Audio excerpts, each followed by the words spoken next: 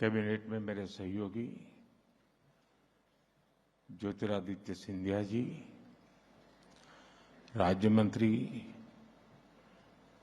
चंद्रशेखर पेम्मासानी जी, विभिन्न राज्यों के प्रतिनिधि, विदेशों से आए हमारे अतिथि, टेलीकॉम सेक्टर से जुड़े सभी महानुभाव, यहाँ उपस्थित विभिन्न कॉलेजों से आए मेरे युवा साथी, देवी और सज्जनों, इंडिया मोबाइल कांग्रेस के इस खास एडिशन में मैं आप सभी अतिथियों का अभिनंदन करता हूं। अभी हमारे बहुत सारे स्टार्टअप्स ने कई महत्वपूर्ण विषयों पर अपने प्रेजेंटेशन दिए हैं। Financial fraud prevention, quantum communication,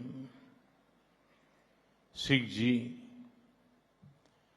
optical communication, semiconductors, ऐसे महत्वपूर्ण विषयों पर प्रेजेंटेशन को देखकर ये विश्वास गहरा होता है कि भारत का तकनीकी भविष्य सक्षम हाथों में है।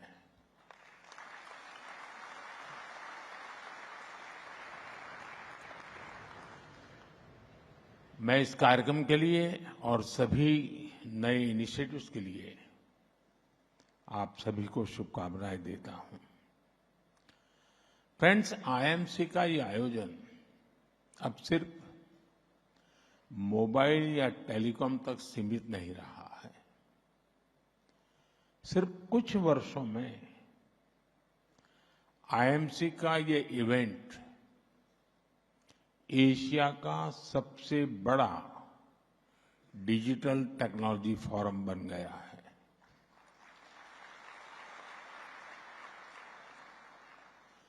साथियों, आईएमसी की ये सक्सेस स्टोरी कैसे लिखी गई, इसे किसने ड्राइव किया है? साथियों, इस सक्सेस स्टोरी को लिखा है भारत के टेक सेवी माइंडसेट ने। इसे लीड किया है हमारे युवाओं ने, भारत के टैलेंट ने। इसे गति दी है हमारे इनोवेटर्स ने, हमारे स्टार्टअप्स ने। और इसलिए ये मुमकिन हो पाया है क्योंकि आज सरकार देश की प्रतिभा और क्षमता के साथ पूरी ताकत से खड़ी है। Telecom technology development fund, digital communications innovation square, इन स्कीम के जरिए हम हमारे स्टार्टअप्स को फंड्स उपलब्ध करवा रहे हैं। 5G, 6G, advance optical communications और टेराहर्ट्ज, इन टेक्नोलॉजीज में टेस्ट बेड्स के लिए सरकार फाइनेंस कर रही है ताकि हमारे स्टार्टअप्स अपने प्रोडक्ट्स बिल्ड कर पाए। हम स्टार्टअप्स और देश के प्रीमियर रिसर्च इंस्टीट्यूट्स के बीच पार्टनरशिप को फैसिलिटेट कर रहे हैं। आज सरकार की मदद से इंडियन इंडस्ट्री, स्टार्टअप्स और एकेडमिया कई क्षेत्रों में मिलकर काम कर रहे हैं। इंडिजीनियस टेक्नोलॉजीज का डेवलपमेंट और स्केलिंग हो, R&D के जरिए इंटेलेक्चुअल प्रॉपर्टी क्रिएट करना हो, ग्लोबल स्टैंडर्ड्स के डेवलपमेंट में कंट्रीब्यूट करना हो, भारत हर आयाम में आगे बढ़ रहा है। इन्हीं प्रयासों का परिणाम है कि आज भारत एक इफेक्टिव प्लेटफॉर्म बनकर उभरा है।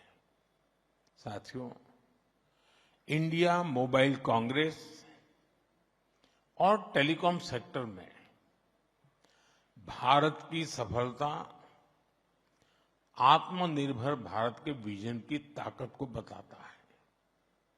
आप याद करिए, मैंने जब मेक इन इंडिया की बात कही थी तो कुछ लोग कैसे इसका मजाक उड़ाते थे। शक संदेह में जीने वाले लोग कहते थे कि भारत टेक्नोलॉजिकली एडवांस चीजें कैसे बनाएगा, क्योंकि उनके दौर में नई टेक्नोलॉजी को भारत तक आने में कई दशक लग जाते थे। देश ने उसका जवाब दिया। जो देश कभी 2G को लेकर स्ट्रगल करता था, आज उसी देश के लगभग हर जिले में 5G पहुंच चुका है।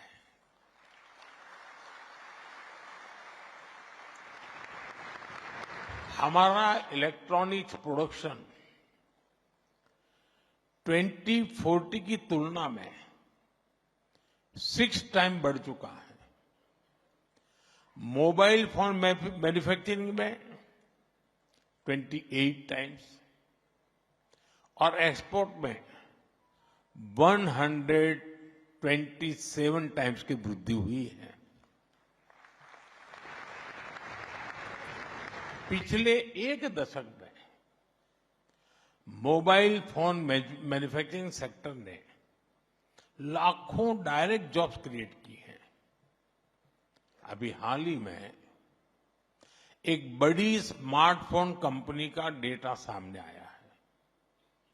आज 45 भारतीय कंपनियां उस एक बड़ी कंपनी की सप्लाई चेन से जुड़ी हैं।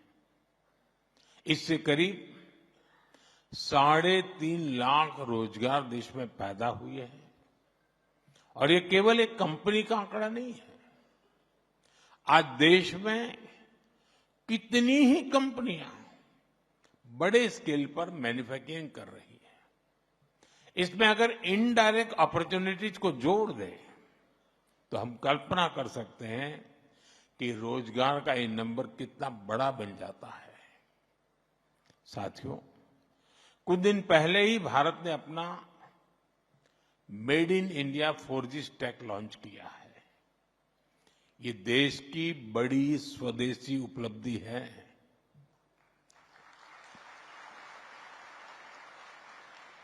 अब भारत दुनिया के उन 5 देशों की लिस्ट में आ गया है जिनके पास ये सामर्थ्य है। ये डिजिटल सेल्फ रिलायंस की दिशा में, टेक्नोलॉजिकल इंडिपेंडेंस की दिशा में देश का एक बड़ा कदम है। Indigenous 4G and 5G stack के जरिए हम न केवल सीमलेस कनेक्टिविटी को सुनिश्चित कर पाएंगे, बल्कि देशवासियों को तेज इंटरनेट और रिलायबल सर्विसेज भी दे पाएंगे।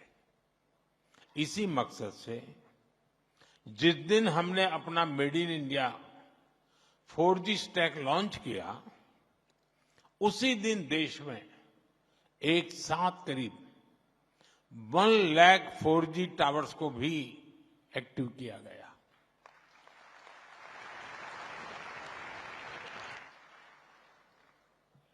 दुनिया के कुछ देशों को 1 लाख टावर की बात करते हैं तो भी उनको अजूबा लगता है। ये आंकड़े बहुत बड़े लगते हैं लोगों को। इसके कारण एक साथ 2 करोड़ से ज्यादा लोग देश की डिजिटल मूवमेंट का हिस्सा बने हैं। इसमें कई ऐसे इलाके थे जो रिमोट एरिया में थे, जो डिजिटल कनेक्टिविटी में पीछे छूट गए थे। अब ऐसे सभी क्षेत्रों में इंटरनेट कनेक्टिविटी पहुंची है। साथियों, भारत के made in India 4G stack की एक और विशेषता है। हमारा 4G स्टैक एक्सपोर्ट रेडी भी है, यानी ये भारत की बिजनेस आउटरीच का माध्यम भी बनेगा। इससे 2030 के भारत यानी भारत 6G विजन को पूरा करने में भी मदद मिलेगी। साथियों, 10 सालों में भारत की टेक्नोलॉजी रिवॉल्यूशन बहुत तेजी से आगे बढ़ी है और स्पीड और स्केल को मैच करने के लिए बहुत लंबे समय से एक मजबूत लीगल और मॉडर्न पॉलिसी फाउंडेशन की जरूरत महसूस हो रही थी। हमने इसके लिए टेलीकम्युनिकेशंस एक्ट बनाया।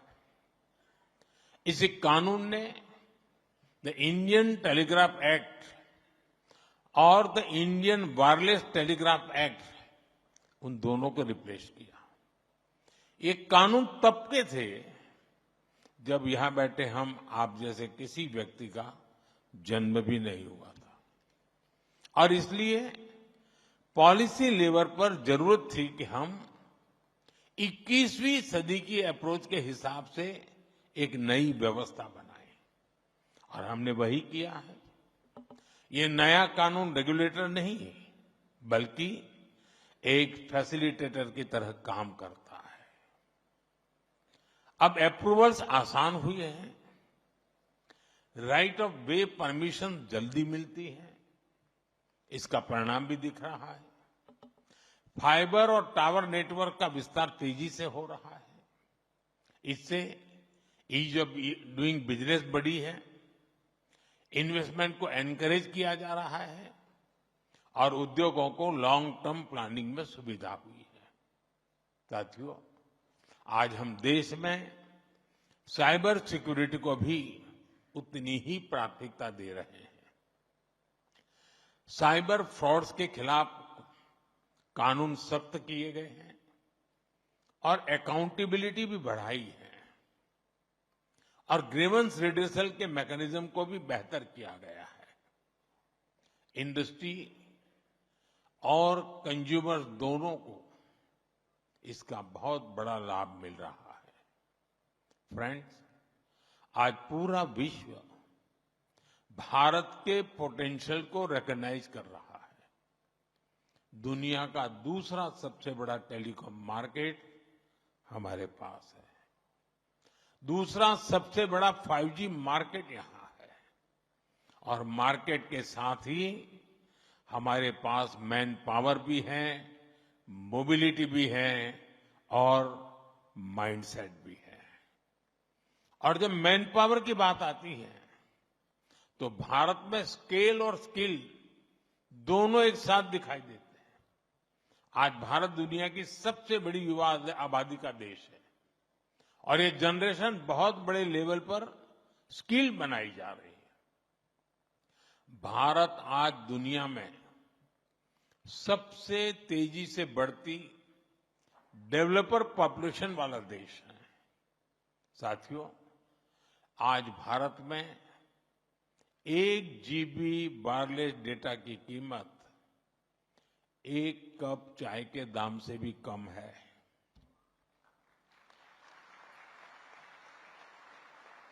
चाय का उदाहरण देना मेरी आदत है।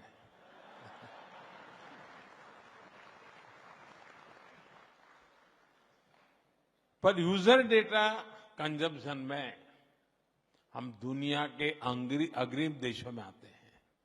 इसका अर्थ है कि भारत में डिजिटल कनेक्टिविटी अब कोई प्रिविलेज या लग्जरी नहीं है। ये भारतीयों के जीवन का एक अटूट हिस्सा है। साथियों, इंडस्ट्री और इन्वेस्टमेंट को बढ़ाने के माइंडसेट में भी भारत सबसे आगे दिखता है। भारत का डेमोक्रेटिक सेटअप, सरकार की वेलकमिंग अप्रोच और ईज ऑफ डूइंग बिजनेस की पॉलिसीज, इनसे भारत की पहचान एक इन्वेस्टर फ्रेंडली डेस्टिनेशन के रूप में बनी है। डिजिटल पब्लिक इंफ्रास्ट्रक्चर में हमारी सक्सेस इस बात का प्रमाण है कि सरकार डिजिटल फर्स्ट माइंडसेट से किस तरह से जुड़ी हुई है। इसलिए मैं पूरे विश्वास से कहता हूं, this is the best time to invest, innovate and make in India.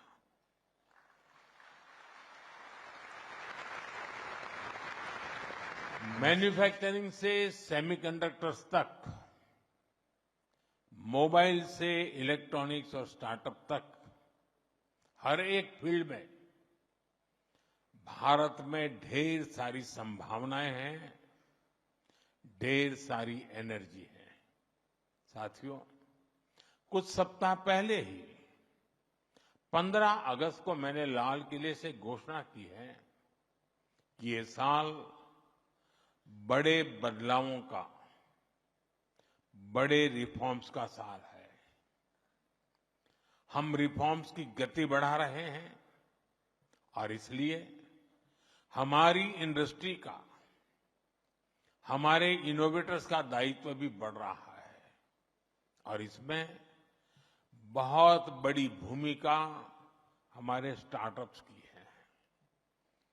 हमारे यंग इनोवेटर्स भी हैं।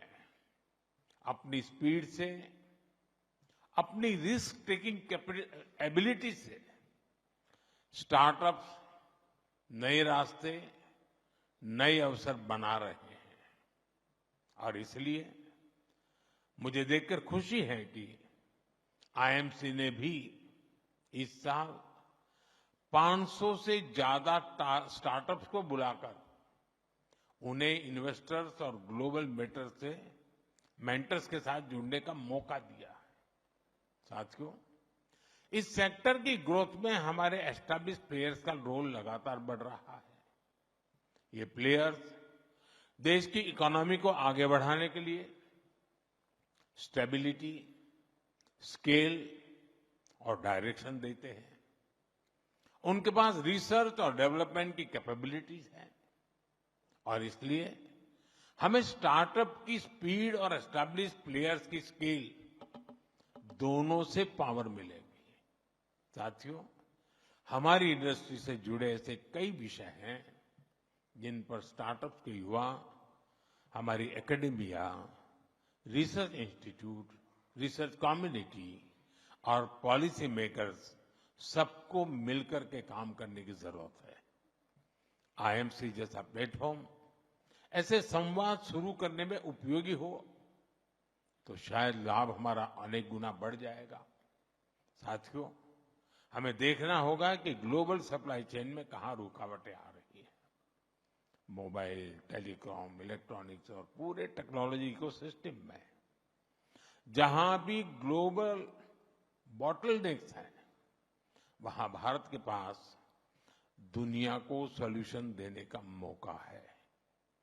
उदाहरण के लिए हमने पहचान की सेमीकंडक्टर मैन्युफैक्चरिंग की कैपेसिटी अब कुछ गिने चुने देशों तक सीमित थी और पूरी दुनिया डाइवर्सिफिकेशन चाहती थी।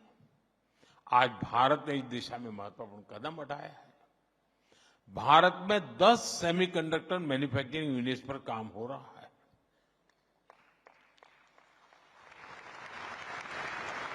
साथियों, इलेक्ट्रॉनिक्स मैन्युफैक्चरिंग में ग्लोबल कंपनियां ट्रस्टेड पार्टनर्स की तलाश कर रही हैं जो स्केल और रिलायबिलिटी दोनों में सही उतरे। दुनिया टेलीकॉम नेटवर्क इक्विपमेंट में डिजाइन और मैन्युफैक्चरिंग के लिए भी भरोसेमंद पार्टनर चाहती है। क्या भारतीय कंपनियां रिलायबल ग्लोबल सप्लायर्स और डिजाइन पार्टनर्स नहीं बन सकती? साथियों, मोबाइल मैन्युफैक्चरिंग में चिपसेट्स और बैटरियों से लेकर डिस्प्लेज और सेंसर्स तक ये काम देश के भीतर और ज्यादा होने की जरूरत है। दुनिया पहले से कहीं ज्यादा डेटा जनरेट कर रही है, इसलिए स्टोरेज, सिक्योरिटी और सॉवरेनिटी जैसे सवाल बहुत महत्वपूर्ण हो जाएंगे।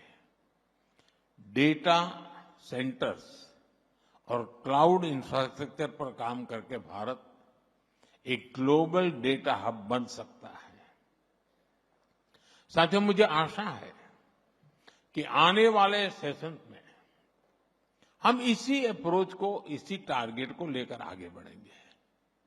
एक बार फिर आईएमसी के इस पूरे कार्यक्रम के लिए आप सभी को मेरी ढेर सारी शुभकामनाएं हैं। आप सबका बहुत बहुत धन्यवाद। Thank you.